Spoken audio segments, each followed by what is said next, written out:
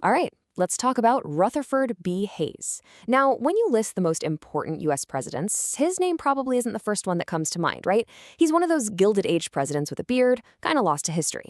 But what if I told you he's actually a huge historical puzzle? A man with two legacies that are so completely opposite, it's like they're describing two different people. See, on one hand, you've got this picture of Hayes as the villain, the guy who gets the presidency through a super shady backroom deal, a deal that basically ends Reconstruction and, as one historian so bluntly put it, threw a racial minority under the bus. But then you flip the coin, and you get Hayes the economic hero, the president who takes over a totally wrecked economy and manages this incredible recovery, setting the stage for America's massive industrial boom. So the big question is, how does that even work? How can one single president be responsible for both betraying America's promise of equality and saving its economy? That's the puzzle we're going to try to piece together. And to do that, we have to start at the very beginning of his presidency. And that beginning, well, it's one of the wildest, most messed up elections in all of American history. I mean, this wasn't just a squeaker of a race. It was a full-blown constitutional crisis that came dangerously close to ripping the country apart all over again. Okay, so look at the numbers. The popular vote wasn't even close. The Democrat, Samuel Tilden, won by more than 250,000 votes. Even Hayes himself went to bed on election night thinking he'd lost. But the Electoral College, that was a whole other story. Tilden was just one single vote short of winning. And you had 20 electoral votes from 3 southern states that were just chaos. Both parties were claiming they won them, and both were accusing the other of massive fraud. What happened next was 4 straight months of pure political turmoil. The country had no idea who the next president was. People were seriously talking about militias marching on Washington.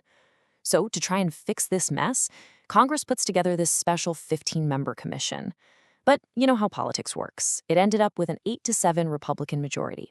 And, big surprise, in a series of straight party line votes, they gave every single one of those 20 disputed votes to the Republican, Hayes. Just like that, he wins the presidency by the slimmest possible margin, 185 to 184. Well, as you can imagine, Democrats in Congress absolutely lost their minds. They threatened to filibuster and block the result forever. Inauguration Day was just days away, and the whole country was holding its breath.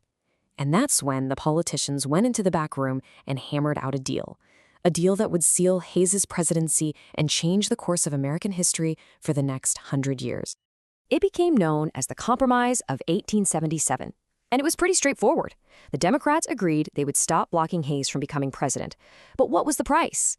Hayes had to agree to pull the last of the federal troops out of the South. Now, you have to remember, those troops were the only thing enforcing the civil rights and voting rights of newly freed African Americans. They were the only thing keeping the last few Republican state governments in the South afloat. And the result was absolutely devastating. This quote from historian John Elledge really cuts right to the chase, no holding back. By pulling those troops out, Hayes essentially gave a green light for Southern Democrats to take back complete control. Reconstruction was officially over. The federal government's promise to protect its black citizens was broken. This decision paved the way for the whole era of Jim Crow segregation and voter suppression. This right here, this is legacy number 1, the Great Betrayal. But hang on, because this is where the story just takes a complete U-turn.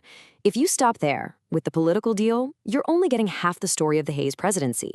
Because while all that was happening, an economic turnaround was taking place that was so stunning, it's hard to believe it was happening under the same guy. You see, Hayes came into office with the economy in absolute tatters from a huge recession they called the Panic of 1873. But just look at what happens over his 4 years.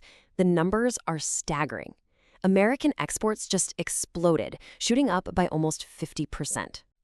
He was also obsessed with getting the government's finances in order. And what happened?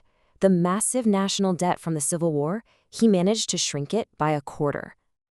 And the railroads, the real engine of the industrial age, they came roaring back. The country's railroad network grew by over 30% during his term. More track was laid in a single year, 1879, than in the 2 previous years combined. And here's maybe the most important part for everyday business. The rate of business failures, which had gone through the roof during the recession, was literally cut in half by the time he left office. Confidence was back. The market was stable. It was a new era of prosperity, so what on earth was going on? Well, a big part of the answer is in another major battle Hayes was fighting. But this one wasn't against the Democrats.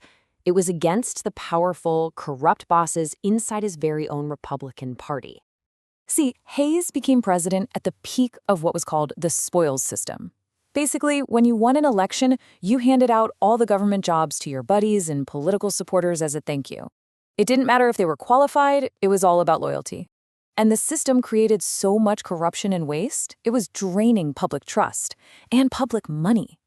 I mean, the corruption at the New York Custom House alone was costing the government a fortune. Hayes absolutely hated this system, and he basically declared war on it. First, he issued an executive order telling federal workers they couldn't be involved in party politics anymore. Then, he put well-known reformers in his cabinet, which completely shocked the party bosses. And then, the big one, he took on the most powerful political machine in the entire country and fired its top guys at the New York Custom House. This move made him a permanent enemy within his own party. So, how do we put all these pieces together? We have the political betrayer, the economic savior, and the government reformer. How can that all be the same person? Well, the key might just be understanding what he fundamentally believed.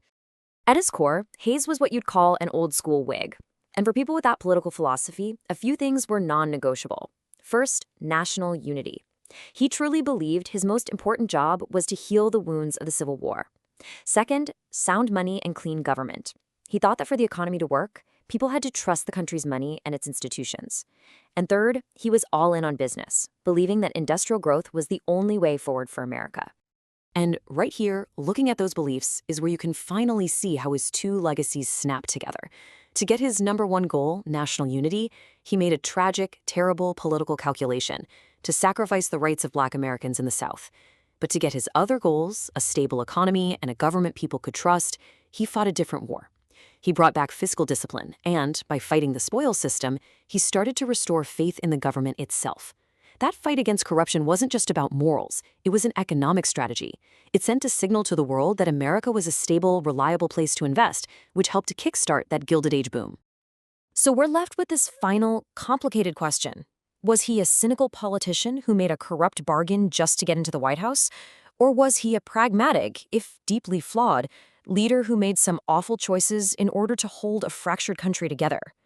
The history seems to suggest he was, somehow, both at the same time.